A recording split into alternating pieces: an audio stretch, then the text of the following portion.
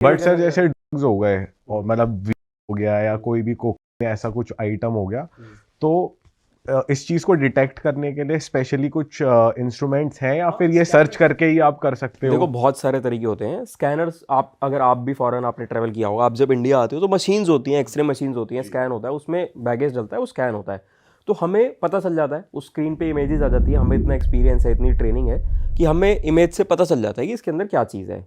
तो उससे हो गया एक। तो दूसरा, हमारी इंडिया की इंटेलिजेंस बहुत स्ट्रांग है। मतलब आप इंडिया की किसी भी गवर्नमेंट डिपार्टमेंट में अगर जाएंगे तो ऑलमोस्ट हर अच्छे गवर्नमेंट डिपार्टमेंट का इंटेलिजेंस विंग होता है। तो जो इंडिया का जो इंटेलिजेंस विंग है वो बहुत स्ट्रांग है। और स्ट्रांग क्यों है? वो हम जैसे लोगों की वजह से स्ट्रांग है। हम जैसे लोग ही उसको स्ट्रांग बना रहे हैं ना, कि हम जैसे लोग हैं डिपार्टमेंट में और उन्होंने अपनी इंटेलिजेंस बना रखी है, अपना नेटवर्किंग कर रखी है, तो इंटेलिजेंस के थ्रू बहुत कुछ हमें पता चल जाता है। फिर कॉम्पिटिटर, आप देखो कि स्मगल कोई ऐसा तो है नहीं कि कोई बिजनेस तो नहीं है ना, एक ही मोनोपोली है कि जैसे अगर कोई एक बिजनेस होगा कि वो एक ही इंसान कर रहा है इंडिया में, ये तो स्मगलिंग है तो बहुत दुनिया कर रही है, तो एक दूसरे के दुश्मन तो है ही ना सारे। तो कोई एक्स इंसान है जो स्मगलिंग करता है, तो जो वाई इंसान है वो एक्स पर नजर रखेगा कि यार ये मेरा कॉम्पिटिटर है, ये क्या स्मगल कर रहा है, वो लोग इन्फॉर्मेशन दे देते हैं। तो इन्फॉर्मेशन गवर्नमेंट को, हम लोगों को मेल आईडीज़ हैं, फ़ोन नंबर्स हैं, बहुत तरीके होते हैं इन्फॉर्मेशन देने के, उससे मिल जाती है। फिर कुछ इंस्टिंक्ट होता है थोड़ा बहुत। वैसे जनरली तो जब हम लोग वहाँ यूनिफॉर्म में खड़े हैं, इतने लोग खड़े हैं, तो कोई भी होगा वो बिल्कुल ठीक भी होगा, थोड़ा सा हर आदमी हिचकिचाता है, बट फिर भी जो गलत काम कर रहा है ना उसको देख के हमें थोड़ा सा आइडिया लग जाता है। बॉडी लैंग्वेज से कैसे पता लगाते हो आप कि भाई मतलब आंखों के इशारों से या मतलब नर्वसनेस कैसे पता चलता है? देखो जो कैरियर्स हैं ना, जो जो अगर पर्टिकुलरली हम ड्रग्स की बात करें, जो कैरियर्स हैं जो ड्रग्स ला रहे हैं, वो उनको पकड़ना बड़ा इजी है, क्योंकि एक तो वो रिपीटेटिव टाइम्स आएगा वो बंदा, सेम शक्लें दिख रही हैं बार बार बार बार। आप अगर बैंकॉक घूमने जा रहे हो, दुबई घूमने जा रहे हो, तो 6 महीने में, साल में एक बार जाओगे, महीने में 2 बार थोड़ी ना जाओगे आप। तो वो रिपीटेशन दिख रही है इंसान की, हमें देखने से पता चल जाता है। फिर वो थोड़ा सा हमें आइडिया लग जाता है उनकी बॉडी लैंग्वेज से और उनको देख के। फिर हमारी प्रोफाइलिंग होती है, जैसे इंटेलिजेंस होती है ऐसे हमारी प्रोफाइलिंग होती है। हमारे पास सिस्टम्स हैं, हमारे पास बहुत सारी चीज़ें हैं, हम उससे चेकिंग करते हैं। उससे चेक करके भी प्रोफाइलिंग बेसिस पर जिस पे हमें डाउट हुआ कि हाँ ये इंसान ला सकता है, वो फ्लाइट लैंड होने से पहले, क्यों फ्लाइट आ रही है तो हम उसकी प्रोफाइलिंग करेंगे, वो इंसान ला सकता है, फिर हम उसको रोकते हैं।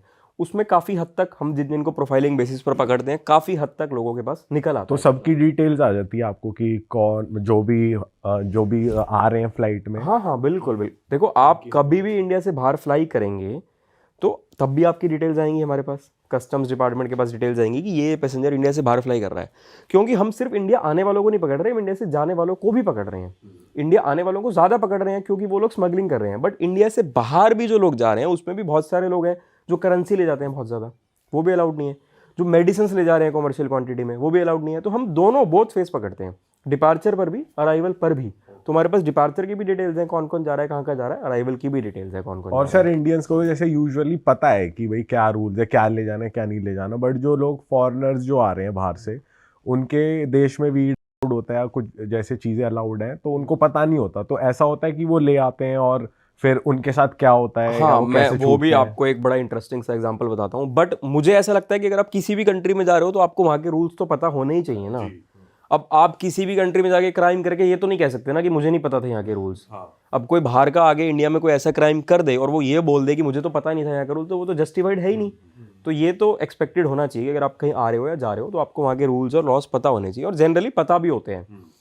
अब एक एग्जांपल आपको देके बताता हूँ। जैसे अगर आप कुछ भी कॉमर्शियल क्वांटिटी में लेकर आते हैं तो वो अलाउड नहीं है लाना। तो एक ऐसे एक इंसान को हमने पकड़ा था एयरपोर्ट पर, वो वॉचेस ला रहा था, कॉमर्शियल क्वांटिटी में थी वो, सिर्फ डेढ़ डेढ़ दिन के लिए वो इंडिया आया था वो। और जो वॉचेस थी बहुत बड़ी ब्रांड थी, मैं नाम नहीं लूँगा, बहुत बड़ी ब्रांड थी और बहुत ही ज़्यादा एक्सपेंसिव वॉचेस थी उनकी। कितनी वर्थ इन वॉचेस की, अगर आप बता सकते हो तो? बहुत ही ज़्यादा, मतलब हम रफ फिगर रफ फिगर बहुत करोड़ में, बहुत ज़्यादा करोड़ में भी हो सकता है, 100 करोड़ तक भी हो भाई साहब। एग्जैक्टली। तो मतलब वैल्यूएशन नहीं है मोटी उसकी, पार्टी बट थी। कह सकते हैं हो सकता है 100 करोड़ तक भी हो। क्योंकि लग्जरी ब्रांड्स होती हैं, आपने सुना होगा, लग्जरी ब्रांड्स होती हैं, घड़ियाँ बहुत महंगी आती हैं क्योंकि ज्वेलरी लगी होती है उन घड़ियों में ना, गोल्ड लगाया, डायमंड लगाया। तो वो इंडिया आ रहा था डेढ़ दिन के लिए, और बड़ा इंसान, बड़ा आदमी था, अमीर आदमी था और हाई प्रोफाइल आदमी था, इंडिया आ रहा था। उसको पता नहीं था कि ये चीज़ अलाउड नहीं है। तो 5 घड़ियाँ लेके आया था, कुछ अपनी ज्वेलरी लेके आया था। तो रोका उसको, मैंने ही रोका, देखा तो ये चीज़ें निकल के आई। तो उसने बता दिया था हमें कि मेरे पास ऐसे ऐसे घड़ी है, मतलब उसका इंटेंट नहीं था स्मगलिंग करना, उसकी इंटेंशन नहीं थी, वो स्मगलिंग नहीं करना चाह रहा था, बट उसको पता नहीं था।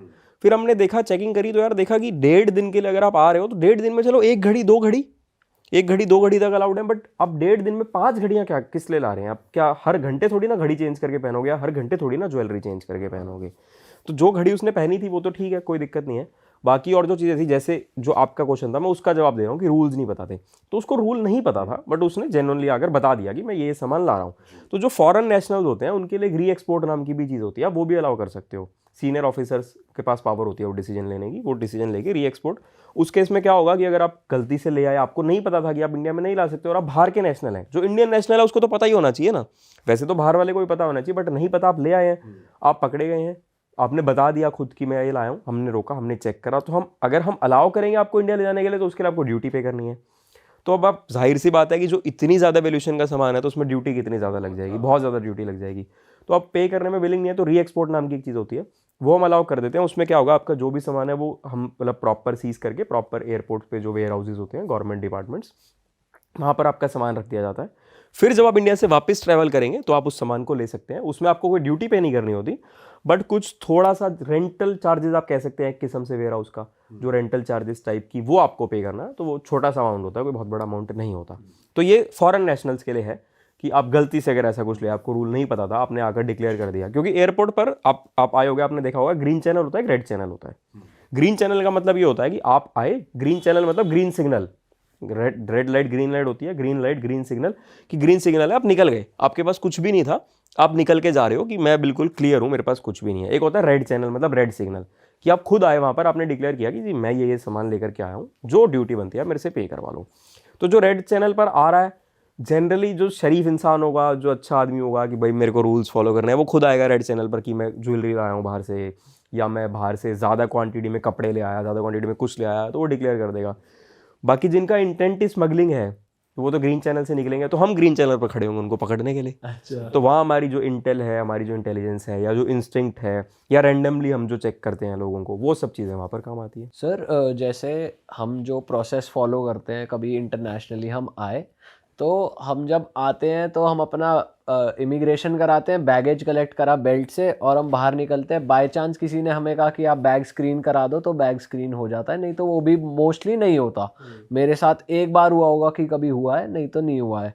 बट क्या हमारे जो बैग्स हैं वो प्लेन से उतरने के बाद भी स्क्रीन होते हैं एक बार? हाँ बिल्कुल बिल्कुल होते हैं स्क्रीन, बट हमेशा ऐसा नहीं है कि हमेशा होंगे। अगर कुछ साल पहले हम चले जाएं तो हमेशा होते थे। अब ऐसा है कि अब रैंडमली कुछ फ्लाइट्स के, जो आपको पता भी नहीं है, कुछ फ्लाइट्स के बैग स्क्रीन होते हैं, हम लोग ही बैठे होते हैं वहाँ पर, हमारे में से कोई ना कोई एक बैठा होगा, वो इसको स्क्रीन में लेके आएगा, एक्सरे में डालेगा, चेक करेगा। अगर वहीं पर हमें कुछ डाउट लगा तो वहीं पर कोई ना कोई मार्क लगा देंगे बैग से, या तो वाइट चौक से क्रॉस या कुछ ना कुछ, ताकि जब आप निकल के जा रहे हो, जैसे आपने बोला आप निकल के जाते हो, ग्रीन चैनल बोलते हैं जिसको, वहाँ पर आइडेंटिफाई करना ईजी हो जाता है उसको, और उसको स्क्रीन कर लिया जाता है। सर जैसे हमें पता है कि स्मगलिंग इलीगल है, तो जाहिर सी बात है कोई नॉर्मली कपड़ों में बैग डाल के तो सामान घूम नहीं रहा होगा। बिल्कुल। तो किस किस तरीकों से लोग सामान लेकर आ रहे होते हैं, और आपके पास क्या क्या तरीके हैं उन्हें पकड़ने के? देखो तरीके तो बहुत हैं पकड़ने के, जैसे मैंने बताया इंटेल भी है हमारे पास, प्रोफाइलिंग भी है हमारे पास, इंस्टिंक्ट बेसिस भी है हमारे पास। तो अब डिपेंड करता है कि वो क्या स्मगल कर रहा है। जनरली कोई इंसान कपड़े तो स्मगल करेगा नहीं। क्या स्मगल करेगा? जो महंगे आइटम्स हैं जिसकी ड्यूटी में डिफरेंस है बाहर में और इंडिया में। 2-3 रीजन होंगे। एक रीज़न ये होगा कि ड्यूटी में डिफरेंस होगा, कि बाहर वो चीज़ बहुत सस्ती है, इंडिया में वो चीज़ बहुत महंगी है, वो क्या करेगा वहाँ से लाएगा और यहाँ पे ला के बेचेगा। दूसरा रीज़न होगा इलीगल आइटम जो इंडिया में मिलते नहीं है, जैसे कि जो इंडिया में नहीं मिल रहे हैं, वो स्मगल करेगा तो बहुत महंगे बेचेगा। तो अब अगर आईफोन्स की बात करें तो आईफोन्स को जनरली बैग में डाल के लेके आएंगे लोग, क्योंकि क्वांटिटी, अगर कोई 2-3-4 आईफोन ला रहा है तो वो स्मगलिंग नहीं है, वो पर्सनल यूज़ के लिए ला रहा है, बट वो भी गलत है, उस पर भी हम लोग पकड़ेंगे तो हम लोग ड्यूटी उस पर भी भरवाएंगे।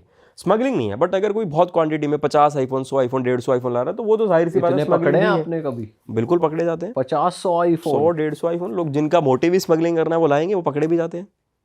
वो बैग में डाल के लाएंगे, कंसील करके लाएंगे। ड्रग्स होते हैं ऐसे, ड्रग्स को जनरली लोग कंसील करके लाते हैं। जो ब्रीफ केस है आपका, आपने देखा होगा ब्रीफ केस के अंदर जैसे आप कपड़े डालते हो तो नीचे कुछ वो हार्ड सा होता है, तो वो लोग उसको उखाड़ के उसके अंदर ड्रग्स भर के फिर वो जो हार्ड कार्डबोर्ड टाइप है फिर उसके ऊपर वो चिपकाते हैं उसको। अरे वाह, आपने ये वीडियो यहाँ तक देख ली भाई, तुमने हमारी मेहनत सफल कर दिया। तुम ही लोग हो असली रियल हिट।